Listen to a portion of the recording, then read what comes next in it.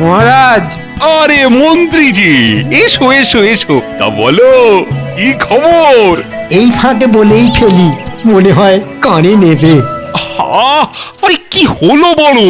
আজ্ঞে মহারাজ, গোপাল রাজ্যময় রটিয়ে বেড়াচ্ছে যে কি রটিয়ে বেড়াচ্ছে?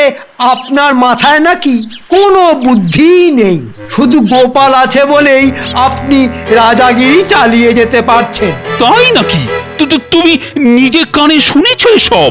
আজ্ঞে আমার সামনে এ কথা বলার সাহস তো ওরা নেই, কিন্তু যাদের বলেছে তারাই এসে। এই, তুমি এর প্রমাণ দিতে পারবে? অবশ্যই, 2-4 জন সাক্ষী আমি সাথে করেই নিয়ে এসেছি। ডাকো তাদের। আরে কোথায় গেলি রে সব, কোথায় গেলি? মহারাজের কাছে এসে সব বলে যা।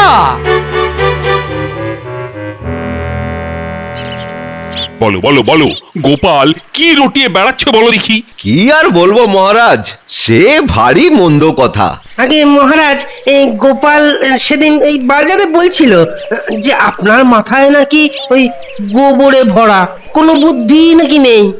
গোপাল আছে বলেই নাকি আপনি এই এই রাজত্ব চালিয়ে যাচ্ছেন, এই আর কি। তাই নাকি? এত বড় কথা বলেছে গোপাল? ঠিক আছে ঠিক আছে, তোমরা এখন যাও যাও যাও তো। বাহ, কান ভাঙচিতে তো কান পাতলা মহারাজের কানে দারুণ কাজ হলো। মন্ত্রী, বলুন মহারাজ। আজ থেকে গোপালকে যেন আর রাজসভায় দেখতে না পাই। ওর মুখ আর দেখতে চাই না আমি।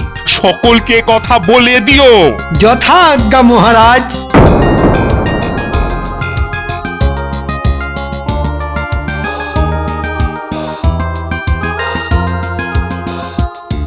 আরে কি হলো?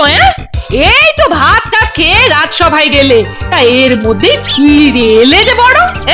আজ থেকে রাজসভায় ঢোকা আমার বন্ধ হয়ে গেছে। মহারাজ আর আমার মুখ দর্শন করতে চান না। উমা, সে কি কথা গো? কেন? সে আমি কি করে বলবো? তা মহারাজকে নিজের মুখে তোমায় এ কথা বলেছেন? বলি, নিজের মুখে বললে তো আর এতটা গায়ে লাগতো না আমার। নিজে দাঁড়িয়ে থেকে রক্ষী আর মন্ত্রীকে দিয়ে বলিয়েছেন। তুমি কি একবার মহারাজের কাছে সে কথা বলতে? এই খবরদার, আমি মরে যাব তবু জীবনে কখনোই মহারাজের কাছে গিয়ে প্যান প্যান করব না, তাতে যা হবার হবে। যাক, রাজা আর গোপালের ছাড়াছাড়ি তো করানো গেল। এবার কায়দা করে রাজাটাকে ঘরে বন্দি করে একবার এ রাজ্যের রাজা হয়ে বসতে পারলেই।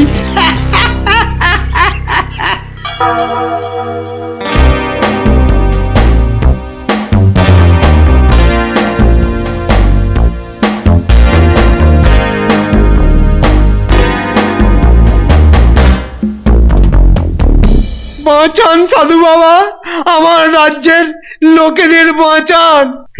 কে তুই? কি হয়েছে, কাঁদছিস কেন? আমার রাজ্যের লোকেদের বাঁচান সাধু বাবা, তাদের জীবন তছনছ হয়ে যাচ্ছে। তা আমি কি করব? তোদের রাজার কাছে যা। আর রাজা, হায় হায়, ওই অত্যাচারী রাজার আদেশেই তো আমাদের এই দশা। রাজার লোকেরা খাজনার জন্য লোকের বাড়ি ঘর জ্বালিয়ে পুড়িয়ে খাক করে দিচ্ছে, আমাদের ছেলে মেয়েদের ধরে নিয়ে যাচ্ছে। বাঁচান সাধু বাবা, সৎ প্রতিবাদী লোকেদের শুলে চড়াচ্ছে। রাজা হয়ে প্রজাদের ওপর এত অনাচার, প্রজাদের জীবন কণ্টকিত করা। আমি অভিশাপ দিচ্ছি, ওই রাজার গায়ে কাঁটা বেরোক। বাঁচান সাধু বাবা, আমাদের বাঁচান। আমার কথা মিথ্যে হয় না। তুই গিয়ে লোকেদের বল, কাল থেকে ওই রাজা ওর পাপের শাস্তি পাবে। যা। আশীর্বাদ করুন সাধু বাবা। আশীর্বাদ করি, কর্মফল ভোগ কর। বুঝলে রানী, কদিন গোপালকে দেখতে না পেয়ে মনটা কেমন খারাপ হয়ে আছে। তা তুমিও যেমন, বলা নেই কওয়া নেই, কার মুখে কি শুনে দুম করে গোপালের মুখ দেখবো না বলে বসলে। আচ্ছা, গোপাল কথাগুলো সত্যি সত্যি বলেছিল কিনা সেটা একবার বাজিয়ে পর্যন্ত দেখলে না? সেটা অবশ্য ঠিক। ঠিক আছে, কাল ওকে আমি ডেকে পাঠাবো। সেই ভালো, ডেকে পাঠিয়ে নিজেদের মধ্যেকার মান অভিমান সব মিটিয়ে নাও। এখন শুয়ে পড়ো দেখি, অনেক রাত হলো।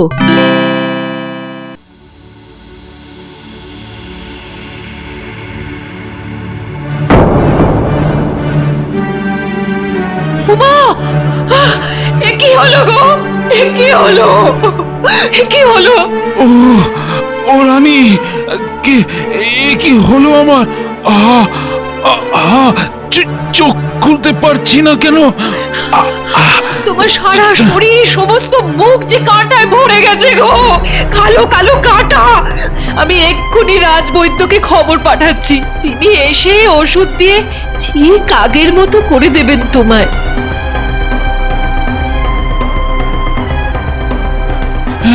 ওষুধ নেই, তাহলে কি হবে আমার? সারা গায়ে কাঁটা নিয়ে আমাকে সারাটা জীবন কাটাতে হবে। মহারাজ, মহারাজ, একটা কথা ছিল। এ কি? এটা কে রে? আমাদের আমাদের মহারাজ। মহারাজ? তা সারা গায়ে এত কাঁটা কেন? অজানা এক কারণে উনার সর্বাঙ্গ কাঁটায় ভরে গেছে। সর্বনাশ! এখন কি হবে? এই কাঁটায় ভরা শরীর নিয়ে উনি কি করে রাজসভায় গিয়ে বসবেন? কি করেই বা রাজ্য শাসন করবেন? যতদিন না এই শরীর কাঁটা মুক্ত হচ্ছে ততদিন আমি আর লোক সমক্ষে বেরোবো না। গোপালের সাথে মিলেমিশে তুমি না হয় রাজ্য চালাবে। আমি তো এটাই চেয়েছিলাম। এরপর তো গোপালকে তাড়াবো। না না, এ কি বলছেন মহারাজ? আমি বলি কি, এখনই এতটা ভেঙে পড়বেন না। উপায় কিছু একটা হবেই। রাজবৈদ্য, আপনাকে কিছু একটা করতেই হবে। আমি একটা মলম তৈরি করে পাঠিয়ে দিচ্ছি। সেটা সেটা সারা গায়ে ভালো করে লাগান। দেখা যাক এতে এতে কিছু উপশম হয় কিনা। তাহলে তাই করুন। চলুন, মলমটা নিয়ে আসার জন্য আমি আপনার সঙ্গে যাচ্ছি। কিচ্ছু চিন্তা করবেন না। আপনার এই বিপদের দিনে কাউকে পাশে না পেলেও আমি কিন্তু আপনার পাশে আছি। শোনো, গোপালকে একবার খবরটা দিও। আমি জানি আমার এই অবস্থার কথা শুনলে সে সব অভিমান ছেড়ে এক বস্ত্রে ছুটে আসবে। সে বেটা খবর পেলে তো ভাববেন না। দরকার হলে তার হাতে পায়ে ধরে আমি তাকে ঠিক নিয়ে আসব। চলুন রাজবৈদ্য।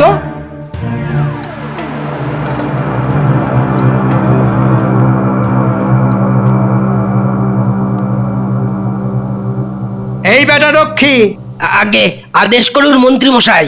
শোন, এখন থেকে মহারাজের শোবার ঘরের সামনে তুই একলা পাহারা দিবি। কাউকে ঘরে যেতে আসতে দিবি না। ঠিক আছে মন্ত্রী মশাই। শুনুন, ঘরে গিয়ে যা দেখলেন সেসব এই মুহূর্ত থেকে ভুলে যান। ভুলে যাব মানে? দেখলেন তো আজ থেকে রাজ্যভার আমার। মহারাজ আর সুস্থ হবেন না। তাই মহারাজের আসল খবর কাউকে বলে দিলে আমি কিন্তু আপনাকে প্রাণে মেরে ফেলবো। এই বলে দিলাম। মনে রাখবেন, এখন থেকে আমি এই রাজ্যের রাজা।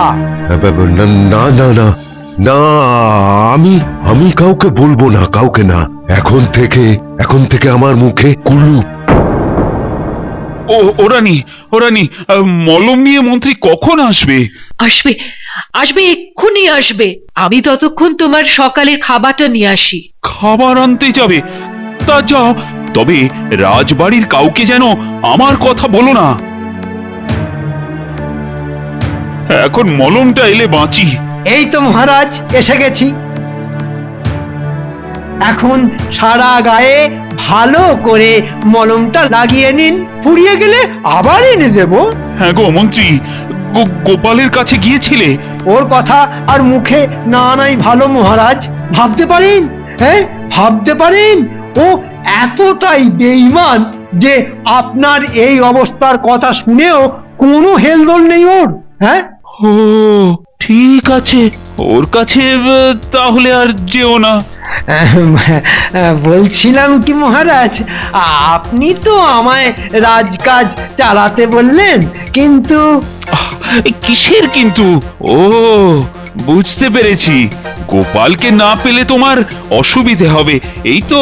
না না, গোপালের জন্য কোনো অসুবিধে হবে না। তবে আসলে আপনি তো রাজসভায় যাবেন না বলছেন, কিন্তু কোনো কিছু আদেশ জারি করতে হলে তো ও বুঝতে পেরেছি, সাময়িকভাবে কাজ চালানোর জন্য আমার রাজকীয় শিলমোহর চাইছো, এই তো? আগে মানে ওই সামনের ওই দেরাজের ওপর রাখা আছে। শিলমোহর, শিলমোহর, তোর কৃপাতে হব রাজা, কামাবো কোটি কোটি মোহর। রাজসভা বসার সময় তো প্রায় হয়ে গেল মহারাজ, আমি তাহলে যাই। হ্যাঁ হ্যাঁ, যাও যাও যাও যাও। আর একটা কথা, আপনার কথা কেউ জিজ্ঞাসা করলে কি বলবো? তাই তো, কি বলবে বলো তো? যদি বলি রানীমাকে নিয়ে আপনি তীর্থ ভ্রমণে গেছেন। হ্যাঁ হ্যাঁ হ্যাঁ, তাই বলে দাও, তাই বলে দাও। এটাই তো চাইছিলাম। তবে রাজা বাবু, তোমার এই তীর্থে যাওয়াই হবে শেষ যাত্রা।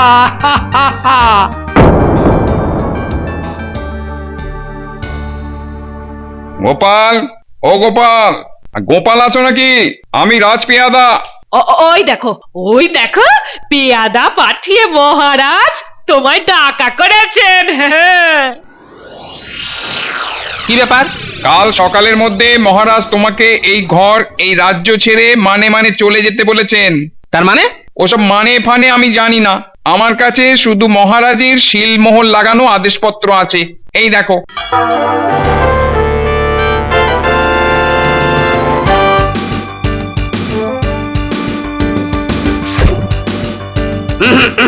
একদম ঘর থেকে বেরোবেন না, ঘর থেকে বেরোবেন না। মানে? নতুন রাজার আদেশে এখন থেকে আপনাদের এই ঘরে ঘর বন্দি করে রাখা হলো। নতুন রাজা? কে নতুন রাজা? কেন, মন্ত্রী মশাই, যার হাতে ওই রাজকীয় শিলমোহর দিয়ে রাজকার্য পরিচালনা করতে বলেছেন। এক্ষুনি ডাকো তাকে, আজই এর একটা হেস্তনেস্ত করব। কোনো লাভ হবে না। নতুন রাজার আদেশে এই রাজপ্রাসাদে আমরা তিনজন ছাড়া আর কেউ নেই, সকলকে ভাগিয়ে দেওয়া হয়েছে, তাই চেঁচালেও কেউ আসবে না। যান, ভেতরে যান, যান বলছি।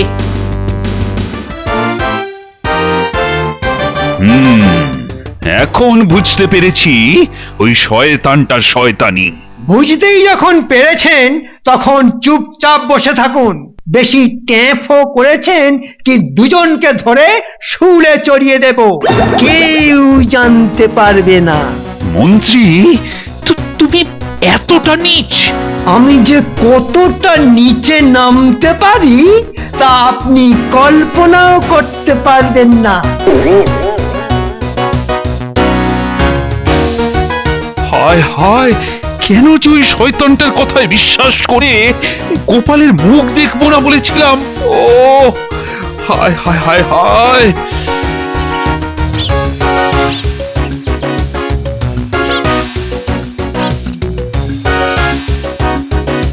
ওই দেখো, গোপাল দাদু। কিরে তোরা, গন্ধ শুকে শুকে ঠিক চলে এসেছিস। তোমাকে তোমাকে কদিন ধরে কত খুঁজেছি জানো, তা তা বৌমা কোথায়? এই ফাঁকা মাঠে পাতার ঘরে তো আর থাকতে পারবে না, তাই বাপের বাড়ি পাঠিয়ে দিয়েছি। এদিকে তো রাজ্যের অবস্থা ভয়ানক। ক্ষমতা হাতে পেয়ে ওই মন্ত্রী তো যা নয় তাই করতে শুরু করে দিয়েছে। জানো জানো এই কদিনে খাজনা কত বাড়িয়ে দিয়েছে।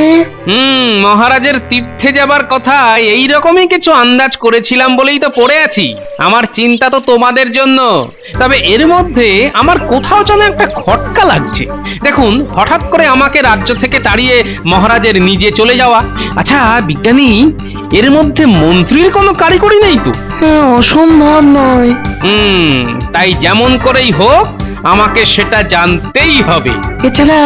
এছাড়া মন্ত্রী মশাই রাজপ্রাসাদের সব পুরনো লোকেদেরই ছাড়িয়ে দিয়ে ওই ওই নিজের লোক বসিয়েছেন। এটা তো হবার কথা নয়। পেয়েছি, মহারাজ রাজপ্রাসাদেই আছেন, সম্ভবত বন্দী। যেভাবেই হোক খবর পেতে হবে। ভেবে বলুন তো, পুরনো কেউ কি নেই? না না, আছে। ওই মূল রক্ষীর চাকরি এখনো যায়নি। তার মানে ও নিশ্চয়ই কিছু জানে। আর সেই কারণেই মন্ত্রী ওকে তাড়াতে পারেন। আজ রাত্রিরেই ওর বাড়িতে আমরা লুকিয়ে যাব।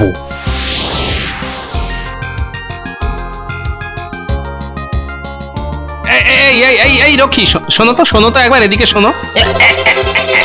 এই বলেছে গোপাল দাদা, তুমি এখানে? আমরা আছি। কথার উত্তর না দিলে আচ্ছা, ঠিক করে ভেবে বলো তো, মহারাজ কি সত্যি সত্যিই তীর্থ করতে গেছেন? হ্যাঁ, গেছেন তো। না না না, তোর মুখ দেখে তো সেটা মনে হচ্ছে না বাবা। শোন শোন, তুই এতদিন মহারাজের নুন খেয়েছিস, তাই মহারাজের খারাপ কিছু হয়ে গেলে ভগবান কিন্তু তোর মতো বেঈমানকে ক্ষমা করবেন না। হ্যাঁ, মানে মানে মরার পর তোর নরকবাস হবে। নরকবাসের যন্ত্রণাটা জানিস তো? আর তোর সেখানে যাবার ব্যবস্থাটা আমিই করব। মার বাটাকে, মার মার। ওরে বাবা রে, না না না না, কিন্তু বলে দিলে যে মন্ত্রী আমায় মেরে ফেলবে। শোন, সত্যি কথা বললে ভগবানের দয়ায় মন্ত্রী তোর টিকিটা অব্দি ছুঁতে পারবে না। তাহলে শোনো।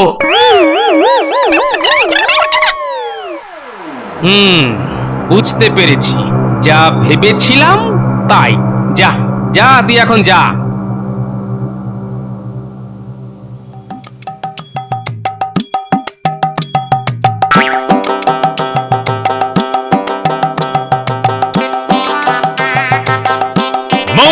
শঙ্কর, তুমি কে? আমাকে চিনতে পারছিস না? তাহলে তো এরপর বলবি, যার জন্য তুই আজ রাজার সারা শরীর কাঁটায় ভরিয়ে দিয়ে তাকে ঘর বন্দি করে রাজা হয়ে লাঠি ঘোরাচ্ছিস, তাকেও চিনিস না? আরে বাবা, এই সাধু তো সবই জানে দেখছি। না না, সেই সাধু বাবাকে ভুলবো কেমন করে? সাধু বাবা একটা বিশেষ প্রয়োজনে তোকে কালই আমার সাথে যেতে বলেছে। ঠিক আছে, যাব।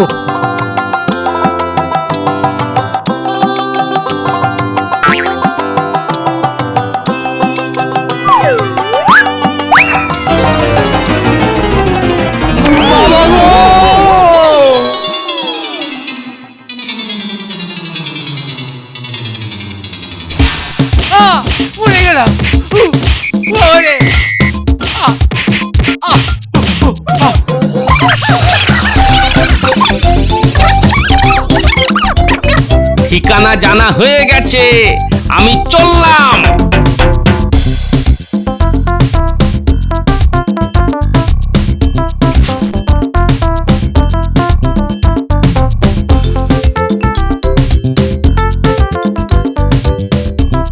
সাধু সেজেছিস তুই? তুই তো সাধু নোস। আমি সাধুও নই, আবার জাদুকরও নই। আমি এক মগজওয়ালা বুদ্ধিমান মানুষ। তাই নাকি? তাহলে তো প্রমাণ দিতে হবে। এই বাক্স তালা দিয়ে বন্ধ, 3টি সঠিক সংখ্যা এর কাছে গিয়ে বললে এই তালা খুলে যায়। সূত্রটা বলে দিচ্ছি, তাহলে অর্জুনকে দিয়েই শুরু কর। তালা খোলার ঝঞ্ঝাট, মনে তাই অশান্তি, অবশ্যই করতে হবে সর্বগ্রহের শান্তি। তালা তুই পারবি খুলতে, যদি পারিস কায়দা করে অনন্তকে ধরতে। যদি সঠিক সংখ্যা বলে তালাটা খুলতে পারিস, তাহলে বুঝবো তুই সত্যিই এক বুদ্ধিমান জ্ঞানী মানুষ। তখন তুই যা বলবি আমি তাই করব, আর না পারলে তোকে পোকা বানিয়ে দেব। 390। এটা কি করে করলি? মহাভারতের অর্জুনের আরেক নাম তৃতীয় পাণ্ডব, তাই প্রথম সংখ্যা 3, নবগ্রহের 9, আর অনন্ত মানে মহাশূন্য 390।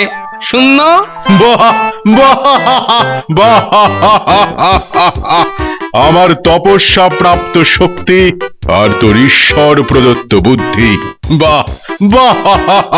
বল বল, তুই কি চাস? আমাদের মহারাজের কি হয়েছে? কে তোদের মহারাজ? আপনি যার গায়ে কাঁটা করে আমাদের রাজ্যের লোকেদের জীবনে কাঁটা বিছিয়েছেন। কাঁটা? ও সেই অত্যাচারী রাজা। কে বললো আমাদের রাজা অত্যাচারী? ওই রকম দয়ালু ভালো লোক সারা পৃথিবীতে পাবেন না। তাহলে যে লোকটা এসে বলল? একটা লোক এসে কারো নামে যা তা বললো, আর আপনি তাকে না বুঝে শাস্তি দিলেন। কিন্তু তোর রাজা কোনো দোষ না করলে তো আমার অভিশাপ তার গায়ে লাগবে না। হ্যাঁ, দোষ উনি করেছেন। বিনা কারণে আমায় শাস্তি দিয়েছেন, কিন্তু তার এই রকম প্রায়শ্চিত্ত। তুই ওনার পাশে গিয়ে দাঁড়া, উনি সুস্থ হয়ে যাবেন। আর যার প্ররোচনায় আপনি এ কাজ করলেন, আমি তাকে কর্মফল ভোগ করার আশীর্বাদ দিয়েছিলাম, সে সুদে আসলে তা ভোগ করবে। যা যা, বাড়ি যা, যা।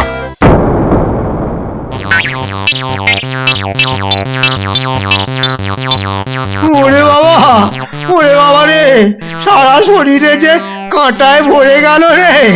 ওরে বাবা তোমার রে। সব কারিকুরি শেষ মন্ত্রী ষড়যন্ত্রী মশাই। চলো এবার মহারাজের কাছে চলো। মহারাজ, আমি এসে গেছি মহারাজ। রানী, রানী দেখো দেখো, গোপাল দেখো, আমার শরীর থেকে সব কাঁটা চলে গেছে। আমি আবার আগের মতো হয়ে গেছি, আবার আগের মতো। বলে বুঝলেন তো মহারাজ মন্ত্রী মশাইয়ের কীর্তি। আচ্ছা, কি করা যায় বলো তো গোপাল? হতচ্ছাড়াটাকে জবাই করব না শুলে দেব? না না না, এক্ষুনি এক্ষুনি ওসব করতে যাবেন না। এর জন্য যে কষ্টটা এই কদিনে আপনি পেয়েছেন সেটা এখন একে উপভোগ করতে দিন, তারপর তো মরার প্রশ্ন। ও গোপাল, ও গোপাল, আমি আমি কথা দিচ্ছি এরকম শয়তানি জীবনে আর কখনো করব না।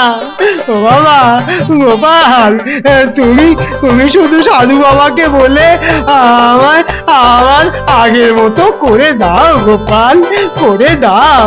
আগে তো 1 মাস দেখি শয়তানি কতটা কাটলো, তারপর না হয় ভাবা যাবে। হ্যাঁ?